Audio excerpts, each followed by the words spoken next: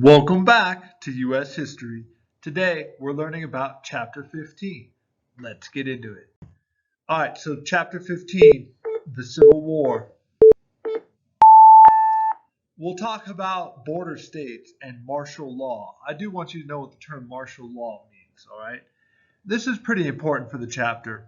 The advantages of the North and the advantages of the South. So, kind of before the war starts, who does it look like is going to win or be able to win? How are they going to win? What kind of strategy are they going to have? So, make sure you know the advantages that each side has.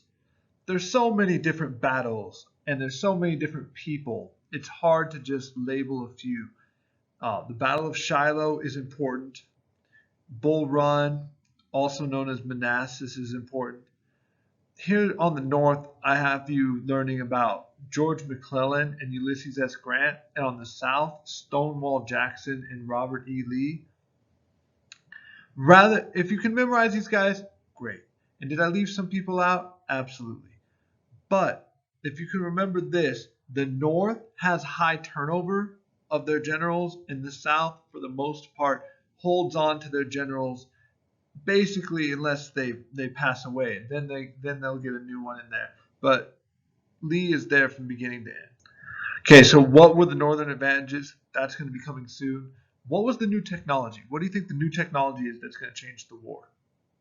Okay, ironclad ships, or more specific, or even a better answer is rifles. Okay, rifles changes the war. Both those technologies have a huge impact. What were some misconceptions before the war? Nobody understood what they were getting into. They didn't understand how bloody, how long, how dangerous, how bad this war was going to be for the country. Okay, and you'll see that unfold. So before we start about talking about the war, can you list maybe three events? Give me three events that leads up to the Civil War. Okay, here's some examples. Wilmot Proviso, Provisio, however you say that, Compromise of 1850, the Fugitive Slave Law, Dred Scott, Harper's Ferry. There's a bunch of them that you could say. Okay, here's our timeline. So last time we were a little earlier. Real quick, do we remember John Brown attempts to steal and arm the slaves with the federal arsenal? What was that? Harper's Ferry, okay? Um, there's Dred Scott. You should know about that court case. Okay, so now we're over here into the war actually beginning. Remember, in a Confederate government, the states have the powers. That's going to be important because Jefferson Davis is the president of the Confederacy, the Confederate States of America. So by definition, they're saying the states have the ultimate power, and that'll start off as true, but they'll become less true as the war wages on. Okay, here are your Confederate States of America. You can see them down south in the red. Up north in the blue is the Union. And then who are the yellow guys? Border states. They're in the Union, but they still have slavery. Okay, they still have those are the slave states that are in the Union.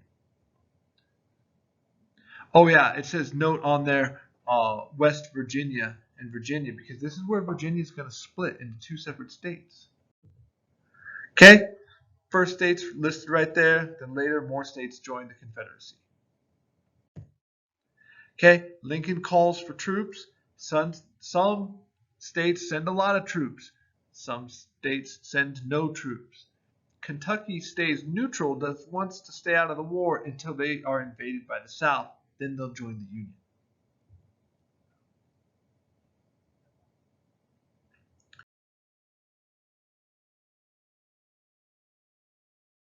Okay, so there's our map. Again, make sure you understand the border states are states which endorsed slavery but did not join the Confederacy. Okay, so martial law is when the military is in charge and the rights of the citizens are suspended. So you know about your Bill of Rights, and what are some of those rights? There are due process rights. You have the right, your Fifth Amendment, the right to not self-incriminate. Sixth Amendment, right to a speedy trial. Okay, you have these rights, but under martial law, the rights are suspended. So why is that going to happen? Well, Lincoln declares martial law after some Southern sympathizers start destroying telegraph lines. What I mean is people from the South are infiltrating into the North, and Lincoln doesn't have necessarily the evidence to convict them, but he knows that they're up to no good. I'm not saying the ends justify the means. I'm just telling you what happened. They declare martial law. This is a word I want you to know. Every once in a while, you'll hear about it in on the news. Oh, if there's a natural disaster, they might have to declare martial law. Well, what does that mean? It means due process rights are suspended. Brainstorm. All right. North and South have different advantages. Take yourself a couple of seconds. You can even pause this video, and I'll be here when you get back. Think about what will the advantages be in the North, and what will the advantages be in the South. Did you pause it? Go ahead. Think about this stuff. Okay, welcome back. In the North, you've got more people. You've got more factories, and you've got more railroads, so you're connected better. Basically, more people, more business, more stuff. Sounds good? In the South, home field advantage. You know the area much better than the North does. And you're out there as a woodsman, maybe as a hunter, and so you know what's going on. They have better generals, and then they also have cotton, which they think will be an extreme advantage because of the money that cotton brings in, and then that Europe will need that cotton. Here are some of the statistics. So we can look at population. Okay, the Union right here in the gray, which I don't love because we'll not worry about that right now. But here we go. Union population is bigger than the Southern population. Manufactured goods. Okay, Union, again, advantage. Exports, they're a little bit more equal. Merchant ships, Union advantage. Railroad track, Union advantage. Production of food, number of farms, iron, which is important. Look at all of these Union advantages, okay? We feel good about that? Here is the same thing we just talked about, but instead of it being in a bar graph, now it's in a little pie chart, okay? And you can see that the Union or the North still has the advantage in these charts. Now, here's everything we talked about, but it's instead of being in a chart, it's in a little comic book, okay? So the North, large population, check. Disadvantage, away from home. The South, advantage, excellent generals. Disadvantage, they don't have the same industrial capacity. Okay, so think about it for a minute. What will be your strategy? How will you win the war? If you're the North, what are you going to do? If you're the South, what are you going to do? Okay. The North has a plan called the Anaconda Plan. We're going to choke them. We're going to split them in two, that sort of thing. Seize Richmond. Richmond, Virginia is the capital of the Confederacy. We're going to seize the capital. We're going to stick ships all around the coastline. That's called a naval blockade. We're going to prevent imports, prevent exports of cotton, and then seize the Mississippi River and cut the South in half. That's the plan for the North. The plan for the South is just hold on. The North will tire, and eventually the North will go away, and then let's get help from Europe. You might remember this plan from the Revolutionary War because it's pretty much the same strategy. Okay, we when we were colonies thought if we can just get Great Britain to tire of this war, they'll go home. If we can get help from France, we can win the war. And so the South kind of tries to play that same strategy here. Make the North get tired and then get help from Europe. Here's the Civil War map again.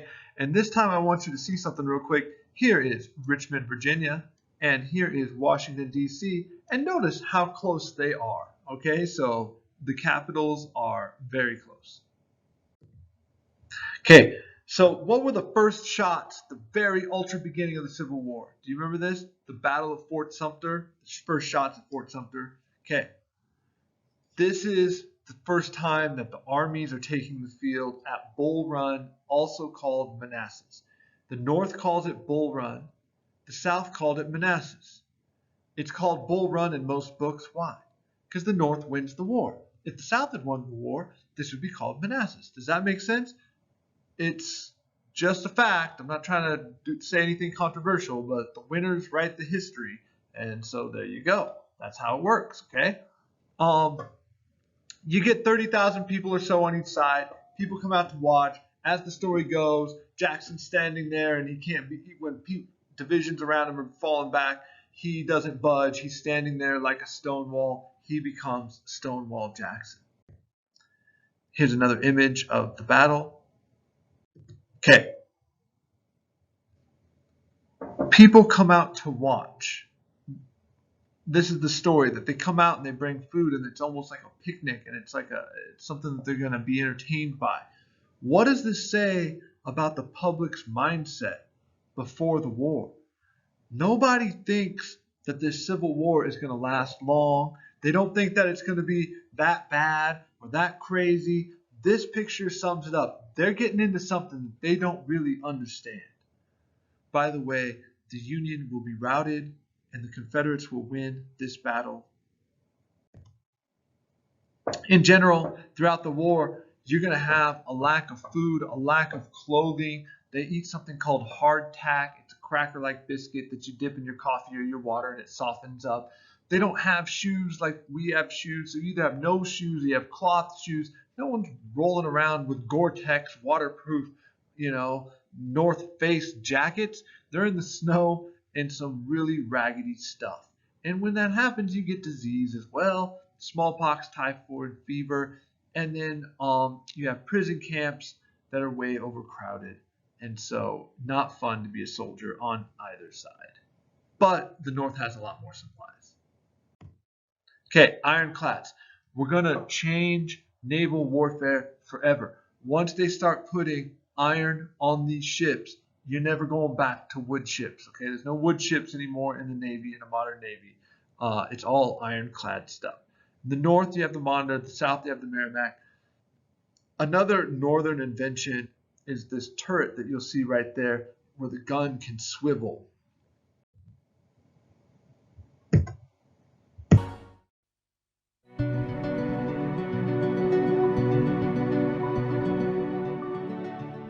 This battle was the result of the Civil War's most important arms race. The Confederate Navy Secretary, Stephen Mallory, knew the North would establish a blockade all along the southern coast, so he called for a secret weapon, an iron warship that could take on all the wooden ones. But how to do it? No ironworks in the South could build an engine strong enough to power an all-metal ship. But up in the Norfolk, Virginia Navy Yard, there was the hull of a Union ship named the Merrimack that had been burned in a panic by the North when the Southern armies moved on the yard. Her huge engines were completely intact, and the South raised her and built on her hull a 140-foot-long metal fort holding 10 heavy guns. It hobbled the railway system of the entire Confederacy, but they had it built and floating by early 1862. The North got wind of what the South was up to and rushed to make its own ironclad. A brilliant Swedish-born inventor named John Ericsson had a revolutionary plan for a new kind of ship. It would be made completely of iron and have a revolving turret that would let it fire at an enemy no matter which way the ship was pointing. Ericsson called it the Monitor. And now Abraham Lincoln comes into the story. He liked Ericsson's idea and went along when it was pitched to the North's newly formed ironclad board. Without his support, the ship would probably never have been built. Ericsson had to build the most complex machine ever made at the time, and his contract gave him only 100 days to do it. The Monitor was bolted together in Brooklyn, and Ericsson made his deadline. Both sides knew they were in a race, and the Merrimack won. She steamed out from Norfolk into Hampton Roads on March 8th and made right for the frigate Cumberland, one of the most powerful ships in the Union Navy. The Yankee cannonballs bounced off the Merrimack's iron sides, and the rebel ship sank her in half an hour. The Merrimack went on to destroy another frigate. It was the U.S. Navy's worst defeat until Pearl Harbor, 80 years later. But the next morning, the Monitor was there. She'd had a horrible voyage down from Brooklyn, nearly sank twice on the way, and her crew hadn't slept for 48 hours when she got to Hampton Roads. But she steamed right in to meet the Merrimack. The two ships fought for 4 hours, while 10,000 Union and Confederate troops watched from the shore. Then the Union skipper was wounded, and the Monitor briefly withdrew. The Merrimack thought she was retreating and headed for home. Both sides later claimed victory. But the fact is that the Union blockade still stood, and the Merrimack never fought again. The battle helped save the Union. If the Merrimack had broken the blockade, England might well have come in on the side of the Confederacy, and no battle ever changed the naval world so fast and so completely. Every other navy on Earth realized that their ships were obsolete. A few weeks later, the British Navy halted construction on all its wooden warships, and a 2,000-year-old tradition came to an end. Ericsson's inventions, his metal ship. Okay, so he was just about to say that the wooden ships were obsolete. All right, back to class. We have a new technology, rifles, okay? When the bullet spins, it can go much further with much more accuracy, and that's going to change everything. By the way, the bullet is known as the Minié ball. Some people will say mini ball. Okay, so I want to show you this chart. Go back to revolutionary times when you have this musket. And at 200 yards, you have about a 10% chance, 10% accuracy, right? But let's move up now to where we're shooting one of these Springfield rifles. Okay? What, 200 yards, what's your accuracy? Basically 100%, okay? Real close to that. In fact, it's not 10% for this rifle until you're out to almost 1,000 yards, something like that. My point is the rifled bullet is much more accurate. And you'll see this sometimes with war. You'll see old tactics and new technology. So why is the Civil War so deadly and so bloody? People are going to line up like it's the Revolutionary War, 200 yards apart. They're going to charge with bayonets and they're going to do stuff like that. But these these rifles, they don't miss the way that the musket did. These rifles are very accurate, and so this is going to cause a lot of bloodshed. Okay, McDowell is out, McClellan is in. McClellan is very cautious, but the troops like him because he doesn't necessarily put them in harm's way. I don't expect you to memorize everybody's name. If you can remember this, the South keeps their generals basically throughout the war with some exceptions, but the North kind of rotates through their generals, okay? Because the Northern generals, they all have some type of flaw, basically. Okay. McClellan sets out for Richmond, Virginia, but he's too slow to really get there in time. George McClellan was as reticent, as conservative as Robert E. Lee was daring. He was the kind of general who was better at making excuses than war.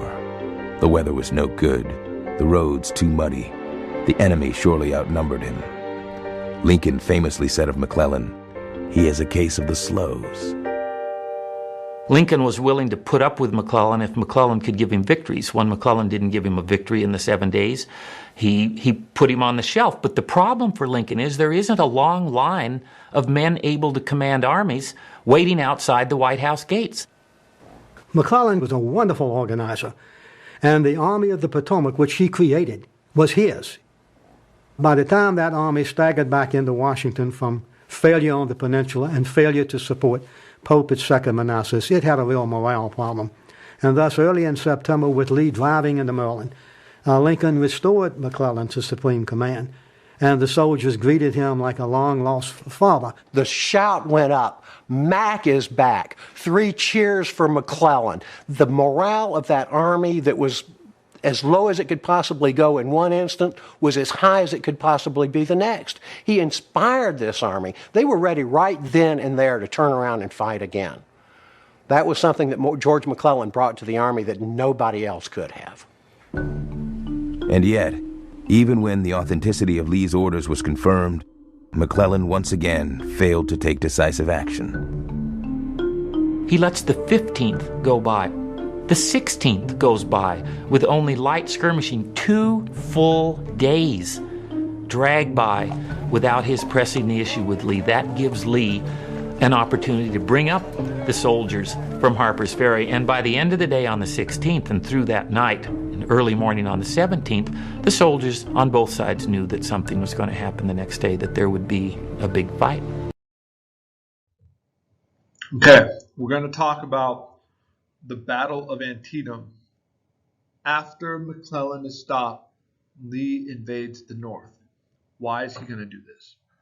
He is thinking that if he can get a big victory, Europe will join the war. And he's going to sort of, it's sort of going to be like the Battle of Saratoga. So in the Battle of Saratoga, the United States wins, and then France joins in. And so that's what he's going to try to do. Okay, the Battle of Antietam is the bloodiest day of the Civil War. But wait a second. I thought Gettysburg was the bloodiest battle of the Civil War. Hold on. Confusion alert. Whoop, whoop. Confusion alert. Gettysburg is the bloodiest battle of the war. Gettysburg is a 3-day battle. Antietam is the bloodiest single day of the war. Does that make sense? Gettysburg is always emphasized, and rightfully so. Just adding a little emphasis to Antietam because it is technically the one day where the most people are killed in this battle.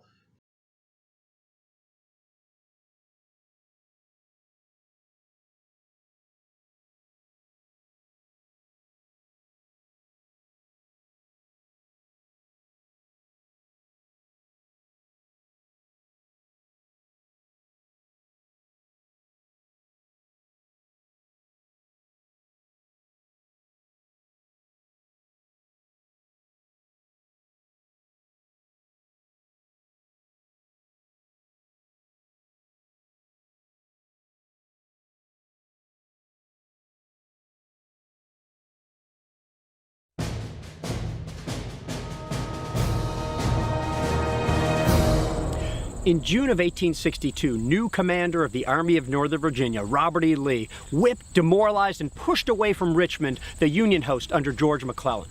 After that, Lee moves northward. He wins at Cedar Mountain, wins at Second Manassas, and then decides to invade the north, pushes into Maryland, crosses the Potomac River, hoping maybe to get people to flock to his cause. His army will swell inside Maryland. While the Union host, now under George McClellan, will pursue after Robert E. Lee, the Union gets a lucky stroke. While in Frederick, Maryland, about 20 miles away from here, the Union finds an order, a lost order Order 191, which detailed that Robert E. Lee's army was split up into several pieces. So little respect did he have for the audacity of his opponent, George McClellan.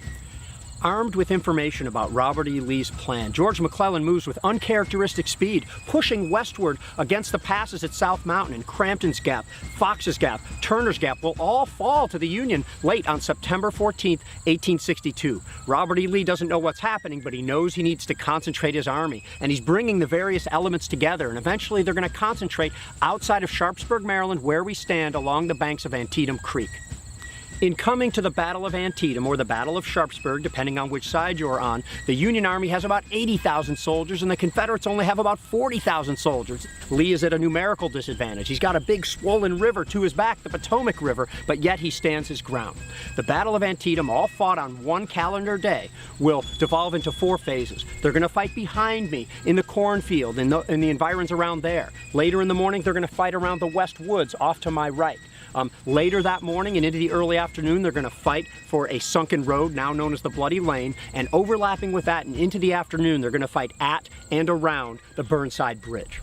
Let me go into each of those phases. The fighting starts early in the morning, where the Union men, Hooker's men, the 1st Corps, followed by the Union 12th Corps, 20,000 soldiers are going to push through and around the cornfield, while Stonewall Jackson's men are going to push back with artillery, with infantry, and Jackson is taxed to every last bit of strength he has. They are pulling Confederates from the right over to the left to bolster Jackson. Ultimately, Jackson's line will hold, just barely hold, right as the next phase starts, where the Union 2nd Corps arrives, and that Union 2nd Corps will split so that some of the men fight in the West Woods, some of the men fight over toward the Bloody Lane. The Unionists that went to the West Woods met disaster behind the Dunker Church at the hands of a powerful Confederate counterattack. The Unionists who attacked the Bloody Lane found that the Confederates were not particularly strong there in that otherwise strong position. Ultimately, the Union was able to flank the Bloody Lane, get around it, and the Confederates fell back from there. And in bloody fighting, the Union captured that position. In the meantime, the Union is struggling, the 9th Corps under Ambrose Burnside, struggling to capture or get around Burnside Bridge, which ultimately they do after several unsuccessful attempts at 10 in the morning, at noon, and finally at 1 in the afternoon, the Union crosses Burnside Bridge, pushes the Confederates away, and disaster is imminent for the South. After capturing the Burnside Bridge, the Union pushed on. They are about to cut off the only route of retreat for Robert E. Lee's army. It is all but certain disaster for the Confederates. They're starting to fall back en masse. Just as the Union began to advance, however, with raw recruits on their far left flank, on that flank arrives A.P. Hill's Light Division, just arriving from Harper's Ferry, just when and just where they were needed. They hit the Union flank with a fury. The Union flank will crumble. That will force the rest of the Ninth Corps back, and ultimately the Union movement just stalls. The Battle of Antietam ends there. It is the bloodiest single day in all of American history. 23,000 soldiers killed, wounded, captured, or missing. The next day, both sides were so worn out that there was no fighting on the 18th. But the Union does pursue. They pursue the Confederates as they're trying to get back into Virginia. Now West Virginia, there's a fight at the Battle of Shepherdstown, but the Southern invasion is done. They have been repelled, and this is enough for Abraham Lincoln to take the bold stroke of issuing his preliminary Emancipation Proclamation, which will suddenly change the war. Starting on January 1st, 1863, the war will no longer be just about saving and preserving the Union, but rather about freeing the slaves. The Battle of Antietam also, with that move, kept European powers out. It is therefore one of the most important days in American history. Okay, we'll talk a little bit here about Ulysses S. Grant. His style was unlike McClellan. The troops loved McClellan because McClellan was very methodical and didn't want to lose any unnecessary life. But Grant would sometimes throw troops at the problem, but he won battles. He did stuff, and Lincoln liked that he got things done, okay? So he's involved in an important battle we'll talk more about later called the Battle of Shiloh.